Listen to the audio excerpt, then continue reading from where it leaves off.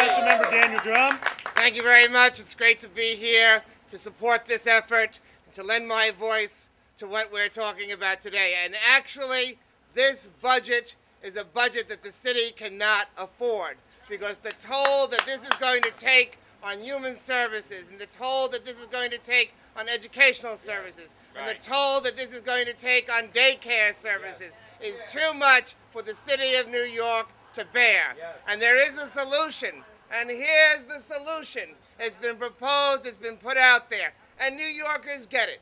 Everywhere that I go, and every time that I speak about the budget, and every time I tell the people that this is a manufactured crisis, as the UFT has been saying for so long, people in the neighborhoods understand it, because they know that without good schools, without services to our immigrant communities, with taking away services to our immigrant communities is breaking the backbone of the economic recovery in this city, because it's our immigrant communities that have promoted and have helped so much in terms of the economic recovery that we're just beginning to see.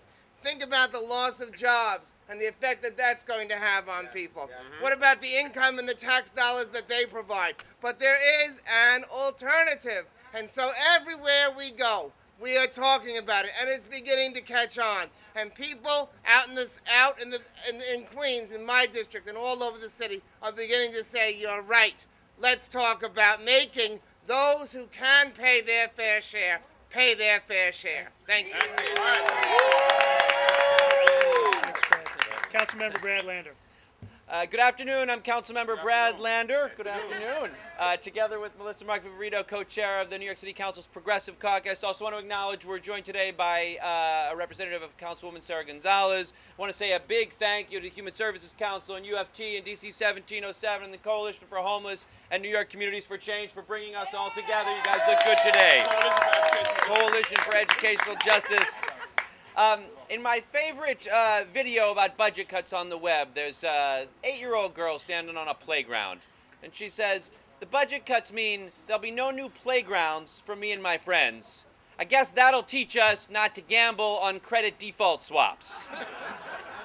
There's something wrong when the institutions that caused the crisis, with credit default swaps and CDOs and toxic assets, and a whole bunch of bets, when those institutions who have refused to address the crisis, have refused to modify mortgages, have refused to help put communities back together, when those folks are doing better than ever, making more than they've ever made, and the folks who have been hit by the budget crisis, who are losing their child care, who have seen class sizes rise, who can't get banks to modify their mortgages and are losing their homes, when those folks are asked to do all the sacrifice. There's something wrong with that. It ain't right. Now, at the Academy Awards just a little while ago, Charles Ferguson, the filmmaker who made An Inside Job, pointed out that not one person who caused this crisis and not one person who committed fraud has gone to jail. Now, on May 12th, we won't be asking for anyone to go to jail. We're not asking for any prosecutions. We're asking for something very, very simple. Simply pay your fair share. Nothing more, but nothing less. And on two of these items in particular, I want to just make a couple of notes. First, on the millionaire's tax, I think we should be clear. We're not asking for a new millionaire's tax. It sometimes sounds like we're asking for something wrong. We're just asking for millionaires and billionaires not to get a new tax break.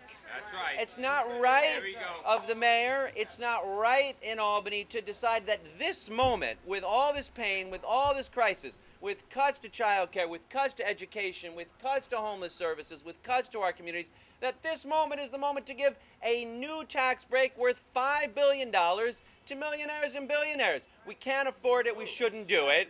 And the other thing, one of the other items that Michael mentioned was this $200 million tax loophole for private equity and hedge fund managers on Wall Street who just have a special deal where the income that they earn, it's just like the income that you and I earn, their income gets to be called something different and not taxed. And so they don't have to pay $200 million that you and I would have to pay if we earned it. Again, nothing more, but nothing less than a fair share. Thank you very much. Thank you for being here. To close us down, Councilmember Jumaane Williams. What's up,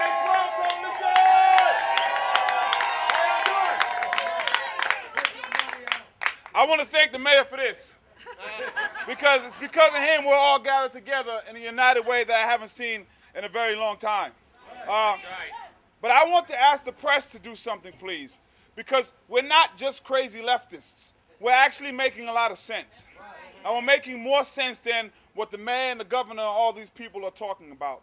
And I don't know what they believe personally, but the governor has showed us what he cares and doesn't care about. And he does not care about the people behind me. The mayor is now showing us that he also does not care about the people behind me. That they only care about the rich, I guess it's the people who they know, and since they don't know us that much, they don't really care about us. But I need the press to dig into the things we are talking about, because we are letting them getting away with lies and omissions. They're what I like to call the look in my shoe answer. You ask them a question and they talk about the color of their shoes and how pretty it is. We need to stop them from giving the answers. When we talk about the millionaire's tax, I want you to ask the mayor, what reason did he have to not support the millionaire's tax and not let him get away with not answering that question? Because there was no excuse. It was not a new tax. Even the millionaires said that they wouldn't miss this money. I have a problem with supporting any cuts if we're not asking everybody to support cuts. That's right. And they keep saying that everything is on the table. That is another lie by omission, because everything is not on the table. How can you allow a system that only makes people able to make money by any means necessary? I don't want you not to make money. I just don't want you to not make money at the expense of everybody else in this city. And everybody, and the mayor and everyone keeps crying, oh, 5% of the people pay 40% of the tax. That's because they make all the money. If you make all of the money, you should pay more of the taxes. But right now, they're not even doing that because they're not paying their fair share of taxes. So stop looking for reasons for people to make obscenely amounts of profit. In this city, people make obscenely amounts of profit. Wall Street is making obscenely amounts of profit. All people are making obscenely amounts of profit. The mayor, while we're losing money over the past 10 years, have made obscenely amounts of profits. So these real estate have made obscene amounts. The Rent Guidelines Board yesterday just said that we're going to be charging people more money.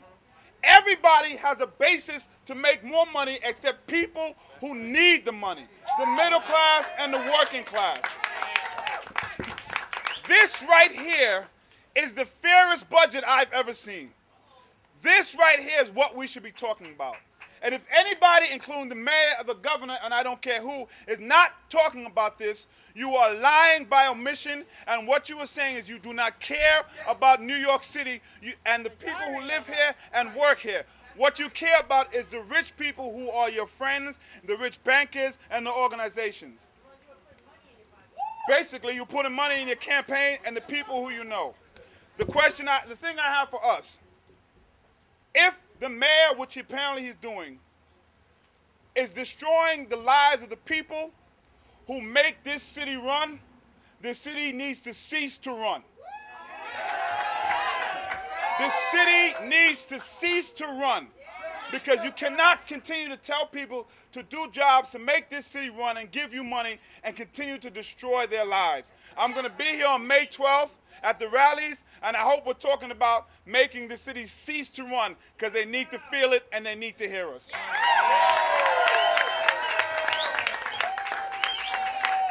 Thank you to all the members of the City Council who turned out with us today. The report's available on the web on May12th.org.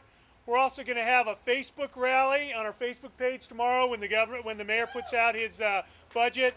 Facebook.com/onMay12th. The report will be there, and there'll be a virtual rally talking about the harsh cuts in the Bloomberg budget and the way we can do things differently.